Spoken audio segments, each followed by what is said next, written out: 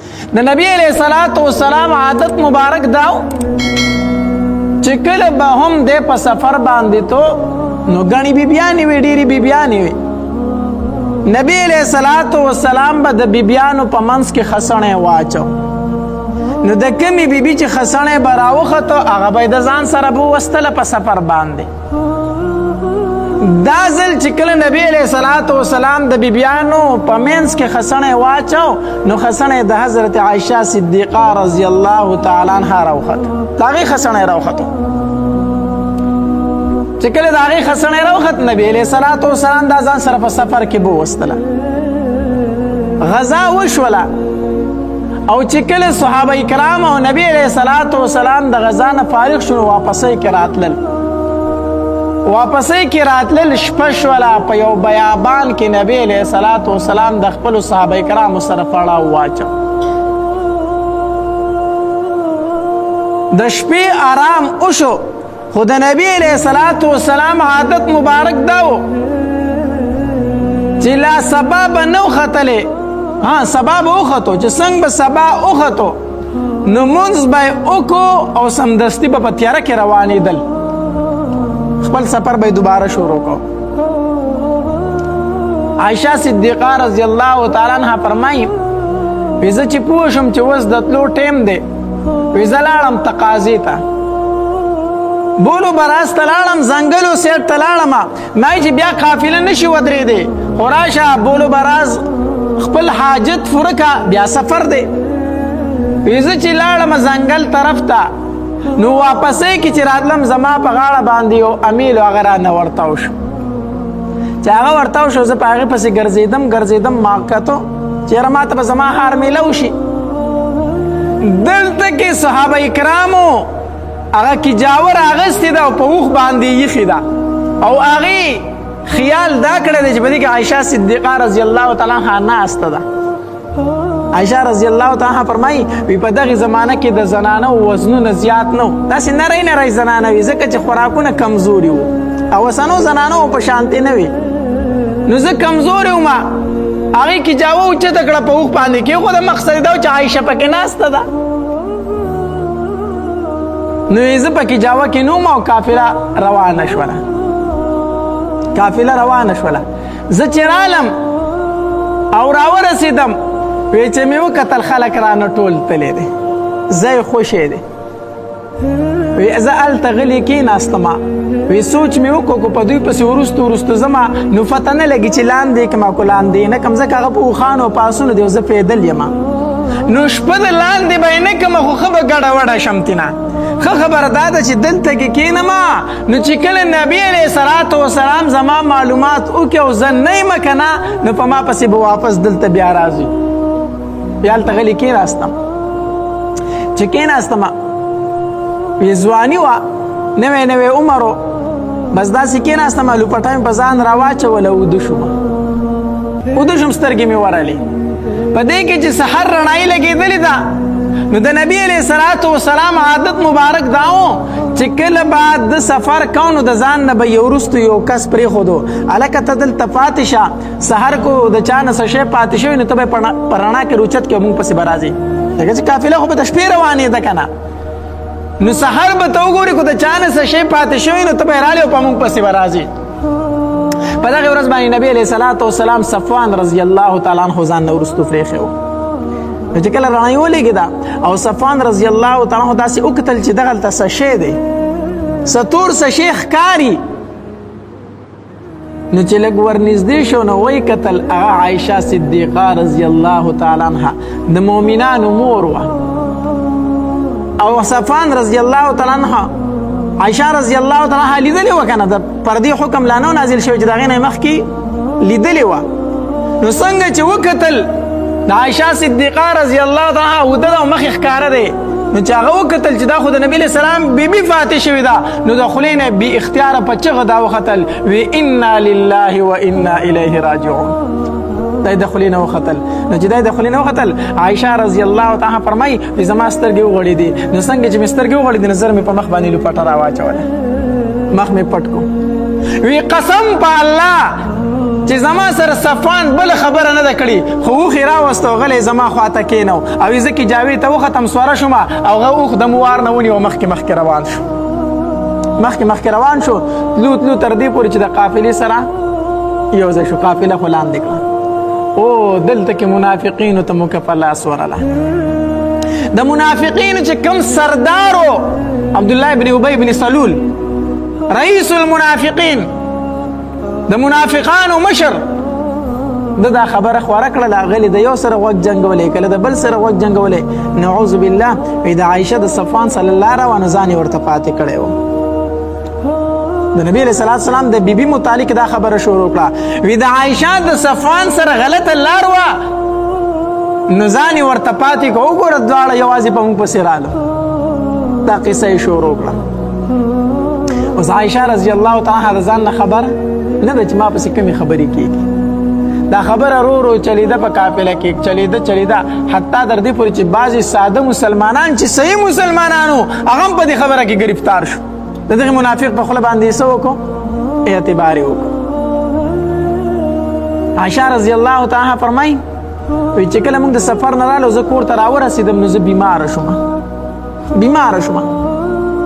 یو خو بیماري دا و چې سړی د سفر نه راشي ستړی وي که نه وي د هغې سفر د وجې نه ستړیا را باندې و بیمار وم د هغې د وجې نه وی دویم دا چې د نبي علیه صلات وسلام زما سره هغه مینه نه وه زه و خبر نه وم خو نبي علیه صلات وسلام به چې کور ته راغی نو صرف سلام به یې چو اخوا سیواګرې خبرې ما سره نه کولې نو ما وی چې د الله په رسول باندې څه شوي دي ما سره هغه مینه نه ساتي ما سره هغه خندا نه کوي ما سره هغه شانتي نه کیني چې څه وجه ده وی د نبی علیه صلات وسلام د بې رغبتۍ زما په هغې بیمارۍ کې لږه نوره اضافه وکړه وی دومره بیمار وم سخته تبه مې وه چې ګرځېده راته هم مشکل و وی داسې ماښام ماسخوتن ټیم و تیاره وی زه بیت الخلا ته تلم نو بیت الخلاګانې په هغې وخت کې داسې نه وي خو خوشې کورونه و زنانه به داسې سارا طرف ته تلې وی زه سارا ته تلم بولو ته نو چې واپسۍ کې راتلو نو زما سره مستح مستح و د مستح رضی الله تعالی عنه مور را سره وه دا مستح بدري صحابي دی د هغه مور را سره وه هغې زه د لاسه نیولې ومه نو هغې په دې صادر کې د خپه وانخته ټکره یې وواله نو چې ټکره یې وواله د خولې نه یې دا وختل چې تغیصه مستح تباه شي خپل زوی ته یې خیرې وکړې ما ورته وی چې مورې دا څه کوي ته خو مستح ته خیرې کوي تا ته پته ده خو بدري صحابي دی ته یو بدري صحابي ته خیرې کوي دا ته څه وایې هغې راته وی چې عایشه ډېره ساده یي عایشه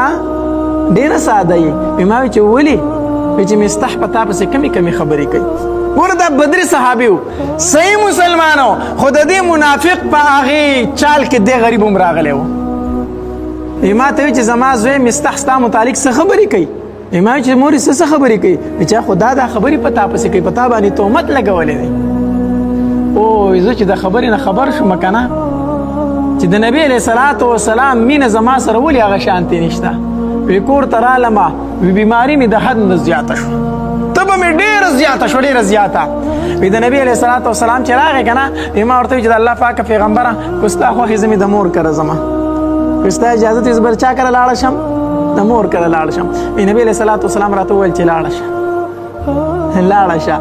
قسم په الله چې د نبي علیه السلام دې ټکي چې لاړه شه ماله بیمارۍ کې نوره اضافه وکړه وی ځکه چې نبي علیه صلات وسلام ته به چې کله مو ما وویل چې زه د پلار کره ځم نو نبي علیه صلات وسلام به راته فرمایل چې حمیره څه له ځې دا حمیره به نبي علیه صلات وسلام عایشه رضی الله تعالی ته د مینې نه وي حمیره وایي موږ په پښتنو کې سربونې نو ما ته به وایي چې حمیره څه له ځې مه زه ته خو بله ورځ یې تلې اوس بیا وایي چې زه د پلار کره ځم او دا ځل مې چې د تپوس وکړو چې زه د پلار کره ځم نبي علیه صلات وسلام راته ډایرکټ وایي چې لاړه شه زه دې ټکي ښه خفه کړم ځکه چې کله د خاوند د ښځې سره مینه یې که نه نو د پلار کره یې نه پرېږدي د پلار کره یې دا وایي زه د پلار کره ځم دی وایي نه به ځي دا دومره بېوقوف وایي دا ښځه چې خاوند سره په دې خبره جګړې کوي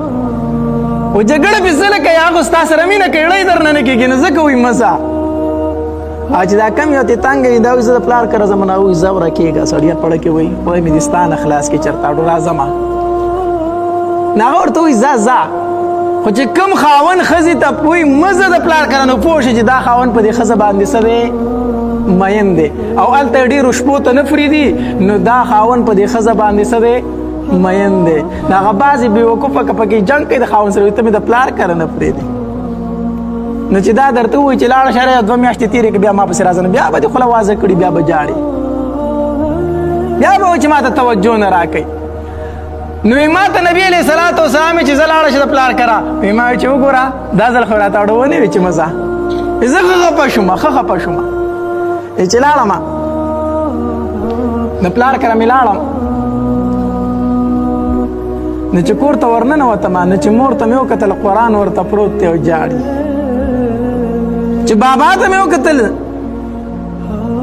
ابوبکر صدیق رضی الله تعالی عنہ ته هغه ځان له په ژړا سر دی هغې ځان له جاړي وي ما ورته وایي چې بابا داسې خبره راپسې کېږي هغه راله جواب رانه کو وی مور ته مې ویل چې مورې په ما تهمت لګېدلی دی هغې راته دومره کرلې وویل چې عایشه ستا په شانتې د ښځو دشمنان ډېر وي ستا په شانتې د ښځو دشمنان ډېر وي هغې راله دومره تسلي راکړه دلته کې نبي علیه صلات وسلام صحابه کرام راوغوښتل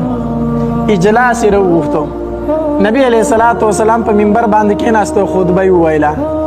او وی جوړل ډېر زیات یې وجړل او وی فرمایل ما ته د عایشه په باره کې څه مشوره راکړئ که نه ما ته څه ووایه که نه زه څه وکړمه خلک په عایشه پسې خبرې کوي ما ته خو څه مشوره راکړئ که نه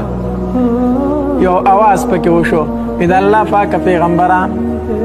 که ته د عایشه نه پړه کې ډېر زیات خفه که نه او ستا اړه یې نه غواړي د الله پاکه پیغمبره ازاد یې که طلاق وله ورکه ستا دپاره ښځې ډېرې په دې کې عمر رضی الله تعالی عنه راپاسېد د الله پاکه پیغمبره یو تپوس وکم وی او عمر وکا وی دا راته ووایه چې د عایشه نکاح ستا سره چا تړلی دی نبی علیه صلات وسلام داسې سر ښکته اوښکې بهېدلې چې د عمر رضی الله تعالی عنه دا خبره یې واورېدله نو داسې سر یې اوچت کړو مسکی شو اسمان ته یې ګوته ونیوله د عایشه نکاح ما سره چا تړلی دی ما سره د عایشه نکاح الله تړلی دی وی د الله پاک پیغمبره د طلاق خبره خو بالکل آخري خبره ده بالکل آخري خبره ده خو ستا سره چې د عایشه نکاح الله تړلی دی نو زه د خپل الله نه به تپوس کوم چې زما پیغمبر له دې څنګه ښځه ورکړې ده زه به د خپل رب نه تپوس کوم چې زما پیغمبر ته دې څنګه ښځه ورکړې ده پیغمبره چې الله د عایشه نکاح ستا سره تړلی دی نو صفایي به یې موږ په الله پرېږدو موږ ته به الله وایي چې عایشه څنګه ښځه ده او توره یې د تیکې نه راویستې او کړس یې ورکړو او څوک چې به عایشه پسې خبرې کوي قسم په الله زما د تورې په حواله کړه څوک چې به عایشه پسې خبرې کوي هغه زما د تورې په حواله کړه او چې د عایشه نکاح ستا سره الله کړی نو فیصله به یې الله کوي نبی علیه السلام چې دا خبره واورېده ډېر زیات اطمینان ورته راغی زړه ته یې سکون راغی وی عمره زما د زړه خفګانونه دې ختم کړو عمر زما د زړه چاودنه دې ختمه کړه او سیده د هغې ځای نه راپاڅېدو او راغی د ابوبکر صدیق رضی الله تعالی عنه دروازې ته چې د ابوبکر صدیق رضی الله تعالی عنه دروازې ته راغی او دروازه یې وټکوله ورته ابوبکر رضی الله تعالی عنه داسې مبارک صحابي دی که نه چې ټول خلک به د نبي علیه السلام دروازې ته راتلو او نبي علیه السلام به د چا دروازې ته تو د ابوبکر دروازې ته چې دروازه یې وټکوله نو دننه ورته د عایشه رضی الله تعالی عنها مور اواز وکړو وی من ببابي زما په دروازه باندې څوک دي زما په دروازه کې څوک ولاړ یی موږ ته نور تکلیف مه راکوئ د الله دپاره موږ په دې خپل غم کې نور فریدوئ په موږ نور مه بلسئ زما لور خو تهمتي کړه نو نور زما نه څه غواړئ دننه جاړي د بار نه ورته آواز وشو و ابوبکر کور والو ستاسو په دروازه کې د عبدالله یتیم بچی ولاړ دی ستاسو په دروازه کې د دواړو جهانو سردار ولاړ دی ما ته دروازه لږه کوله وکئ که نه چې دروازه یې کوله وکړه نبي علیه صلات وسلام ورننوتو د ابوبکر رضی الله تعالی عنه ټبر ورته فرمایي وی د الله پاک پیغمبر او تاسو په دې وخت نبی علیہ الصلوۃ والسلام ورته فرمایي او نور خبرې به وروسته کوم، خو دا راته ووایه زما عایشه کوم ځای ده، زما عایشه کوم ځای ده. الله هغې ورته وویل وی زما لور چې ستا د کوره راغلې ده، موږ ورسره خبرې کوو، موږ له جواب نه راکوي، بس جاړي او جاړي او جاړي جاړي. او چې کله عایشه رضی الله تعالی عنها کور ته لاړه که نه او د مور او پلار حالت یې ولیدو نو مسله یې راواغسته، مسله یې راواغسته او یو تورې تیرې طرف ته روانه شوه. مور یې پسې ورغله وی عایشه څه کوې؟ ځان وجنې کو، ځان ته تکلیف ورنکړي، دا ته څه کوې؟ مور یې ما ته څه مه وایئ، زه د هغې رب دربار له روان یم چې په هغې کې موسی اوښکې توی کړي دي، په هغې کې عیسی اوښکې توی کړي دي، په هغې کې مریم اوښکې توی کړي، په هغې کې آدم اوښکې توی کړي او د هغوی د اوښکو جواب هغوی ته میلاو شوی. نن د ابوبکر لور بال ته خپلې اوښکې تویوي او امید ترې نه ساتي. عایشه رضی الله تعالی عنها په جانماز ناسته ده او چې د نبی علیه الصلاۃ والسلام خبرې واورېدې که نه نو عایشه رضی الله تعالی عنها فرمایي وی قسم په الله چې زړه د مې راله وی ټینګه نه شومه، ما وی چې زما د دواړو جهانو سردار نه تاویږم او په چغو چغو ورته جاړم ورته. خو بیا مې سوچ وکړو چې ته د رب دربار پرېږدې، د خپل د رب دربار کې چغې وایي هغه پرېږدې او خپل خاوند له به ورځې. نه زه د خپل رب دربار نه پرېږدم، د خپل رب دربار نه پرېږدم. وی ناست وم نبی علیه الصلاۃ والسلام مې خواله راغی، وی ما ته وی چې عایشه، ما وی چې حضرت جی، وی چې عایشه خپله صفایي وکړه، زه نن اورېدو ته راغلی یم، زه نن اورېدو له راغلی یم، ما ته خپله صفایي وکړه عایشه. عایشه رضی الله تعالی عنها فرمایي ما ورته دا وویل چې زما حالت په شانتې د یوسف علیه السلام د پلار دی، زما حالت نن په شان د یوسف علیه السلام د پلار دی. وی دومره غم را باندې و چې د یعقوب علیه السلام نوم را نه هیر شو، د یوسف علیه السلام پلار مې یاد کو. او ما ورته وفرمایل چې اشکو وبسی وخذنی الی الله، زه خپل جړا فریاد الله تبارک وتعالی ته کوم، ما نه کلار شئ، ما نه کلار شئ، زه خپل رب ته جاړم او ما ته به زما رب جواب راکوي. خو زه درته ډېرې صفاینې بیان کوم نو تاسو زما خبره نه منئ. ما دا خبره وکړه او یې کتل مې وی دا مې په زړه کې و چې الله خو به زما صفایي ځکه کوي چې زه بېګناه یم، زه بېګناه یم، الله به زما صفایي ضرور کوي. خو دا مې په وهم او ګمان کې هم نه و چې دومره ضربه کېږي. ما چې هغه غني ذات دی، هغه بې پروا ذات دی، چېرته زما صفایي به کېږي نو په کلاره به کېږي. ما چې دا خبره وکړه که نه په نبي علیه الصلاۃ والسلام د وحي اثر شروع شو. د وحي اثر دا و چې یخ جمع به و، بلکل یخ جمع. او چې کله په نبي علیه السلام به وحي راتله نو بدن به یې د خولو نه ډک شو، په دې تندي مبارک به یې دا خوله داسې پړکېدله، خولې به پې شروع شوې، رنګ به یې تک سور شو، تک سور په یخ جمع کې. دا به په نبی علیه الصلاۃ والسلام باندې د وحي اثر و. چې کله په نبی علیه الصلاۃ والسلام وحي شروع شوه ما چې عایشه مبارک ته شه، عایشه مبارک ته شه، الله ستا د زړه فریاد واورېد، ستا د زړه فریاد یې واورېدو. چې کله د نبی علیه الصلاۃ والسلام نه د وحي دا کیفیت ختم شو که نه الله تبارک وتعالی هم دا آیتونه مبارکه نازل کړي په دې سوره نور کې 18مه سپاره کې ان الذین جاءوا بالافک عصبة منکم.